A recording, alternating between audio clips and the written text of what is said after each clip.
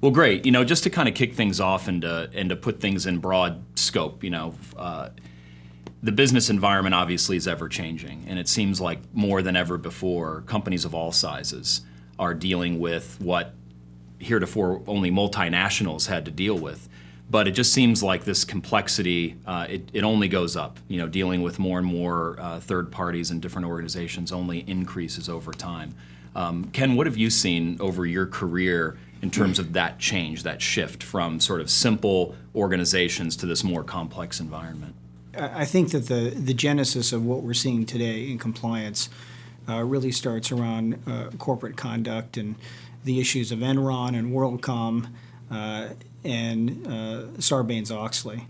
And so because of this stricter requirement for accountability for the corporation, I think one of the byproducts of that has been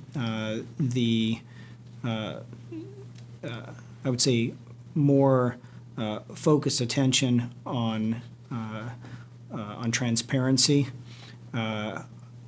With SOX, one of the requirements that came out of SOX is this independent audit, and one of the challenges of the independent audit was these unusual transactions, and a more focused, maybe peeling back the onion, if you would, look at what was involved in those transactions. And so what we see today in this self-reporting anti-bribery, anti-corruption environment, there are companies